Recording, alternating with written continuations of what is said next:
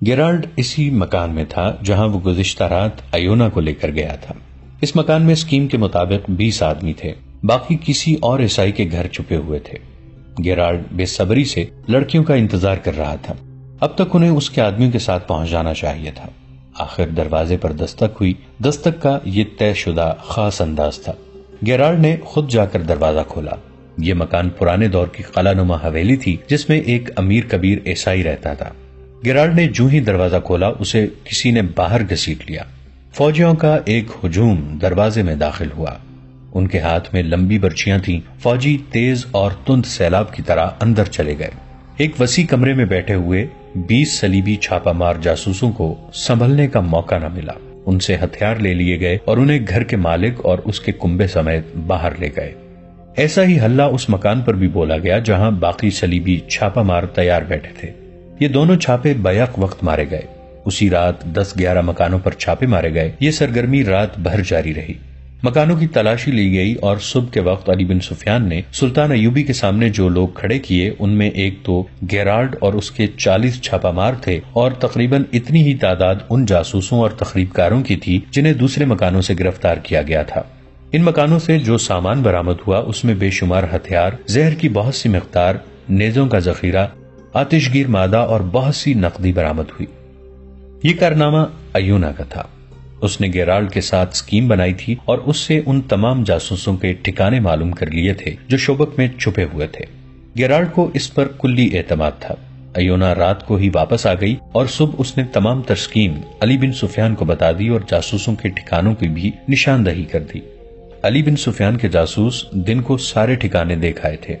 شام کے وقت سلطان ایوبی کے خصوصی چھاپا مار دستوں کو ان ٹھکانوں پر چھاپے مارنے کے لیے بلایا گیا تھا۔ لڑکیوں کو کمروں سے نکال کر کہیں اور چھپا دیا گیا تھا۔ ان کی جگہ ہر کمرے میں 3-3 چھاپا مار بھیج دیے گئے تھے۔ جو ہی چھاپا مار لڑکیوں کو اپنے ساتھ لانے کے لیے کمروں میں داخل ہوئے، مسلمان چھاپا ماروں نے انہیں پکڑ لیا۔ اس طرح شوبک میں صلیبیوں کے تقریباً تمام جاسوس اور چھاپا مار پکڑے گئے اور ان میں سب سے زیادہ قیمتی گیرالڈ تھا۔ تمام کو تفتیش اور اس کے بعد سزا کے لیے قید خانے میں ڈال دیا گیا۔ ایونا نے ان تمام مسلمان سرکردہ شخصیتوں کی بھی نشاندہی کر دی جو قاہرہ میں سلطان ایوبی کے خلاف سرگرم تھے۔ حشیشین کے ہاتھوں سلطان ایوبی اور علی بن سفیان کو قتل کرنے کا جو منصوبہ تیار کیا گیا تھا وہ سبھی ایونا نے بے نقاب کیا اور سلطان ایوبی سے کہا، اب تو آپ کو مجھ پر اعتبار آ جانا چاہیے۔ وہ منظر بڑا ہی جذباتی اور رقت انگیز تھا جب عماد کو بتایا گیا کہ ایونا اس کی بہن ہے، اور جب بہن بھائی کو ان کے باپ کے سامنے کھڑا کیا گیا تو جذبات کی شدت سے بوڑھا باپ بے ہوش ہو گیا۔ ہوش میں آنے کے بعد اس نے بتایا کہ اس کی بیٹی کا نام عائشہ ہے۔ سلطان ایوبی نے اس خاندان کے لیے خاص وظیفہ مقرر کیا اور علی بن سفیان کے محکمے کے لیے حکم جاری کیا کہ تمام جاسوس لڑکیوں کے متعلق چھان بین کی جائے۔ صلیبیوں نے دوسری لڑکیوں کو بھی مسلمان گھرانوں سے اغوا کیا ہوگا۔ سلطان نے حکم میں کہا کہ ان میں جو مسلمان ہیں ان کے خاندان ڈھونڈے جائیں اور لڑکیوں کو ان کے حوالے کیا جائے۔ سلطان ایوبی کی فوج بہت بڑے خطرے سے محفوظ ہو گئی۔ شوبک کے دور کے محاذ کی خبریں امید افزا تھیں، لیکن فوری ضرورت یہ تھی کہ بکھرے ہوئے دستوں کو یکجا کیا جائے۔ اس مقصد کے لیے سلطان ایوبی نے شوبک کا فوجی نظام اپنے معاونوں کے حوالے کر کے اپنا ہیڈ کوارٹر شوبک سے دور صحرا میں منتقل کر لیا۔ انہوں نے برق رفتار قاصدوں کی ایک فوج اپنے ساتھ رکھ لی۔ اس کے ذریعے انہوں نے 1 ماہ میں بکھرے ہوئے دستے ایک دوسرے کے قریب کر لیے۔ اس کے بعد انہیں 3 حصوں میں تقسیم کر کے شوبک کا دفاع اسی طرح منظم کر دیا جس طرح قاہرہ کے کیا تھا۔ سب سے دور سرحدی دستے تھے جن کے سوار گشت کرتے تھے، ان سے 5-6 میل پیچھے فوج کا دوسرا حصہ خیمہ زن کر دیا اور تیسرے حصے کو متحرک رکھا۔ کرک میں اکٹھے ہونے والی فوج کی کیفیت ایسی تھی کہ فوری حملے کے قابل نہیں تھی۔ ادھر سلطان ایوبی نے بھرتی کی رفتار تیز کر دی اور نئی بھرتی کی ٹریننگ کا انتظام کھلے صحرا میں کر دیا۔ انہوں نے علی بن سفیان سے کہا کہ وہ کرک میں اپنے جاسوس بھیجیں جو وہاں کی اطلاعیں لانے کے علاوہ یہ کام بھی کریں کہ وہاں کے رہنے والے مسلمان نوجوانوں کو کرک سے نکلنے اور یہاں آ کر فوج میں شامل ہونے کی تربیت دیں۔ فلسطین بھی صلیبیوں کے پاؤں تلے کراہ رہا تھا۔ یروشلم صلیب پر لٹکا ہوا تھا۔ اس مقدس شہر سے خون رس رہا تھا۔ وہاں کے مسلمان جو صلیبیوں کے ظالمانہ استبداد کے شکنجے میں آئے ہوئے تھے، پس رہے تھے، تڑپ رہے تھے اور صلاح الدین ایوبی کا انتظار کر رہے تھے۔ ان تک یہ اطلاعیں پہنچ چکی تھیں کہ سلطان ایوبی فلسطین کی سرزمین میں داخل ہو چکا ہے اور شوبک کا قلعہ مسلمانوں کے قبضے میں ہے۔ یہ ان کے لیے خوشخبری تھی، مگر یہ خوشخبری پیغام اجل ثابت ہوئی۔ صلیبیوں نے شوبک کی شکست کا انتقام یروشلم اور دیگر شہروں اور قصبوں کے مسلمانوں سے لینا شروع کر دیا تھا۔ وہ مسلمانوں کو مردہ کر دینا چاہتے تھے تاکہ وہ جاسوسی نہ کر سکیں اور حملے کی صورت میں صلاح الدین ایوبی کی مدد کرنے کی جرت نہ کریں۔ سب سے زیادہ مظالم کرک کے مسلمانوں پر توڑے جا رہے تھے۔ شوبک کے بعد کرک ایک بڑا قلعہ تھا جس پر صلیبیوں کو بہت ناز تھا۔ ایسا ہی ناز انہیں شوبک پر بھی تھا، مگر ان کے ناز کو سلطان ایوبی کی نہایت اچھی چال اور اس کے مجاہدین کی شجاعت نے ریت کے ذروں کی طرح بگھیر دیا تھا۔ اب صلیبی کرک کو مضبوط کر رہے تھے۔ وہاں کے مسلمان باشندوں پر تشدد ایک احتیاطی تدبیر تھی۔ صلیبیوں کو یہ وہم ہو گیا تھا کہ مسلمان جاسوسی کرتے ہیں، چنانچہ یہاں بھی انہوں نے شوبک کی طرح مشتبہ مسلمانوں کو بیگار کیمپ میں پھینکنا شروع کر دیا تھا۔ فلسطین کی فتح ہمارا ایک عظیم مقصد ہے، مگر کرک سے مسلمانوں کو نکالنا اس سے بھی عظیم تر مقصد ہونا چاہیے۔ جاسوسوں کے ایک گروہ کا سربراہ سلطان ایوبی کو بتا رہا تھا۔ وہ طلعت چنگیز نام کا ایک ترک تھا جو 6 جاسوسوں کو شوبک سے بھاگے ہوئے عیسائی باشندوں کے بحروپ میں کرک لے گیا تھا۔ وہ 3 مہینوں بعد واپس آیا تھا۔ سلطان ایوبی کو علی بن سفیان کی موجودگی میں وہاں کے حالات بتا رہا تھا۔ صلیبی فوج جو بھاگ کر کرک پہنچی تھی، اس کے متعلق اس نے بتایا کہ خاصی بری حالت میں ہے اور فوری طور پر لڑنے کے قابل نہیں۔ اس ہاری ہوئی فوج نے کرک میں جاتے ہی مسلمانوں کا جینا حرام کر دیا۔ اندھا دھند گرفتاریاں شروع ہو گئیں۔ مسلمان عورتوں نے باہر نکلنا چھوڑ دیا ہے۔ جہاں کسی مسلمان پر ذرا سا شک ہوتا ہے، اسے پکڑ کر بیگار کیمپ میں لے جاتے ہیں، جہاں انسان ایسا مویشی بن جاتا ہے جو بول نہیں سکتا۔ صبح کے اندھیرے سے رات کے اندھیرے تک کام کرتا، سوکھی روٹی اور پانی پر زندہ رہتا ہے۔ ہم نے وہاں زمین دوز مہم چلائی ہے کہ مسلمان جوان ہیں یا لڑنے کی عمر میں ہیں، وہ یہاں سے نکل کر شوبک پہنچیں اور فوج میں بھرتی ہو جائیں تاکہ کمک کا انتظام کیے بغیر کرک پر حملہ کیا جا سکے۔ چنگیز ترک نے کہا، ہماری موجودگی میں کچھ لوگ وہاں سے نکل آئے تھے، لیکن یہ کام ایک تو اس لیے مشکل ہے کہ ہر طرف صلیبی فوج پھیلی ہوئی ہے، اور دوسری مشکل یہ ہے کہ اپنے کنبوں خصوصاً عورتوں کو وہ عیسائیوں کے رحم و کرم پر چھوڑ کر نہیں آ سکتے۔ فوری ضرورت یہ ہے کہ کرک پر حملہ کیا جائے اور مسلمانوں کو نجات دلائی جائے۔ اس سے پہلے ایک اور جاسوس یہ اطلاع دے چکا تھا کہ صلیبیوں کی سکیم اب یہ ہے کہ سلطان ایوبی کرک کا محاصرہ کریں تو صلیبیوں کی ایک فوج جو ایک صلیبی حکمران ریمانڈ کے زیر کمان ہے، عقب سے حملہ کرے گی۔ سلطان ایوبی نے پہلے ہی اپنے فوجی سربراہوں سے کہہ دیا تھا کہ صلیبی عقب سے حملہ کریں گے۔ اسی صورتحال کے لیے انہیں زیادہ فوج کی ضرورت تھی۔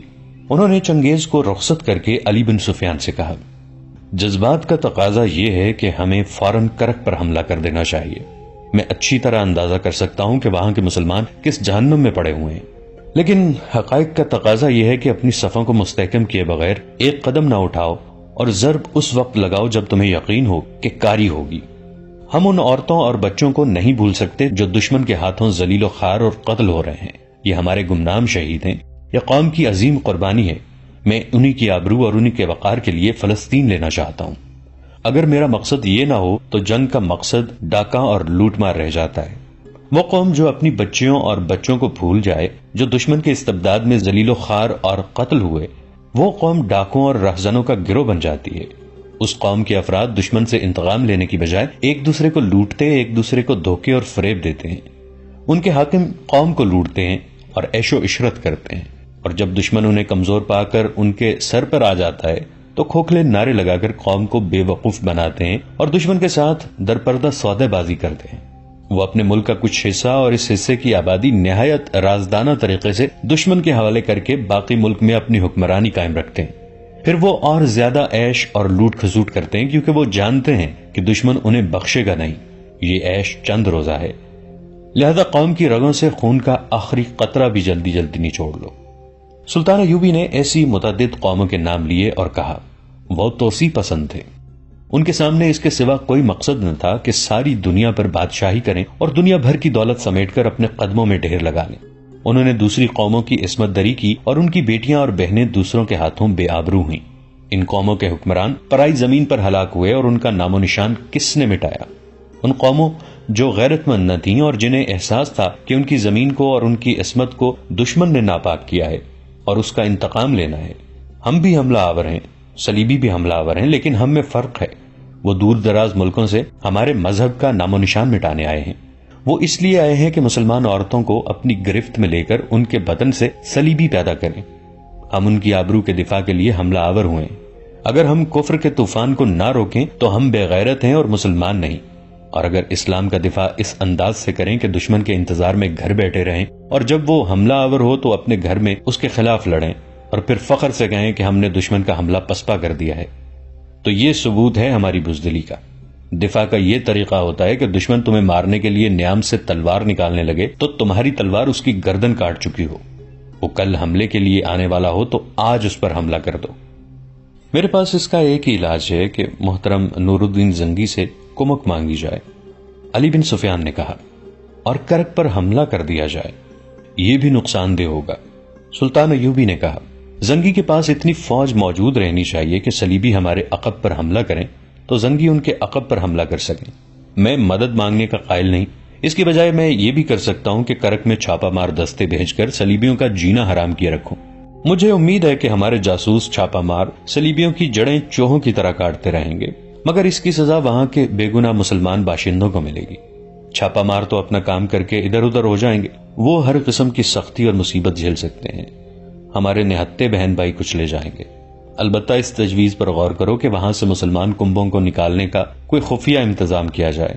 حملے میں کچھ وقت لگے گا، ہمیں خاصی بھرتی مل گئی ہے، کرک کے جوان بھی آ گئے ہیں اور آ رہے ہیں۔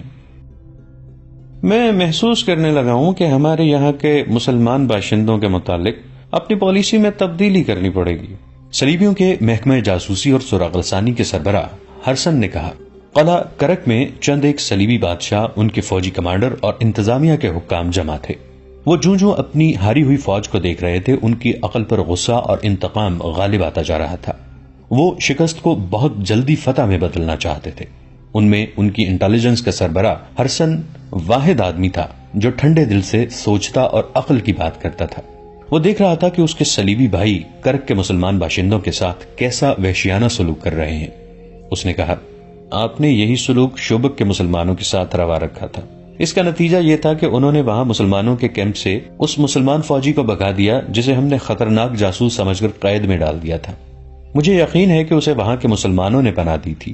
وہ قلعے کے اندرونی حالات اور دفاع کو دیکھ کے آیا تھا۔ اس کے علاوہ صلاح الدین ایوبی نے ہمارے قلعے کی دیوار جو توڑی تھی اس میں اندر کے مسلمانوں کا بھی ہاتھ تھا۔ وہ آپ کے سلوک سے اس قدر تنگ آئے ہوئے تھے کہ انہوں نے جان کی بازی لگا کر مسلمان فوج کی مدد کی، اور جب فوج کا ہراول دستہ اندر آیا تو مسلمانوں نے اس کی رہنمائی کی۔ اسی لیے ہم کرک کے مسلمانوں کا دم خم توڑ رہے ہیں کہ ان میں جذبہ اور ہمت ہی نہ رہے، ایک صلیبی سالار نے کہا۔ اس کی بجائے اگر آپ انہیں اپنا دست و بازو بنا لیں تو وہ آپ کی مدد کریں گے، ہرسن نے کہا۔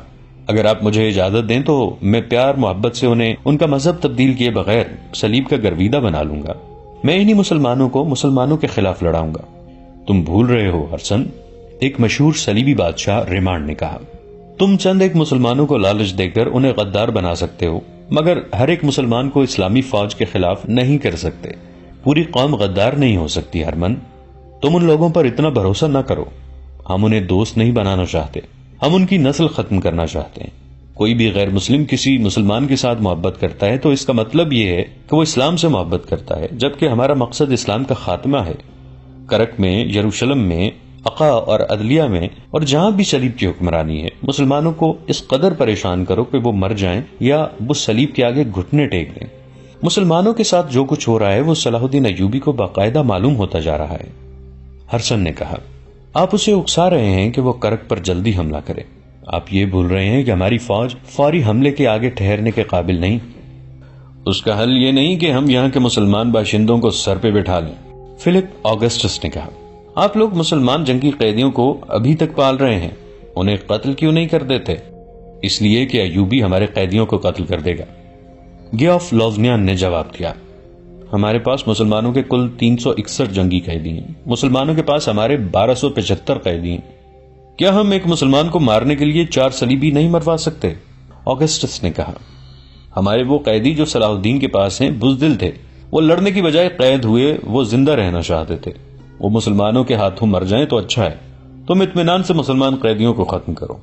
کیا مسلمان باشندوں کے ساتھ درندوں جیسا سلوک کر کے اور مسلمان جنگی قیدیوں کو قتل کر کے تم صلاح الدین ایوبی کو شکست دے دو گے؟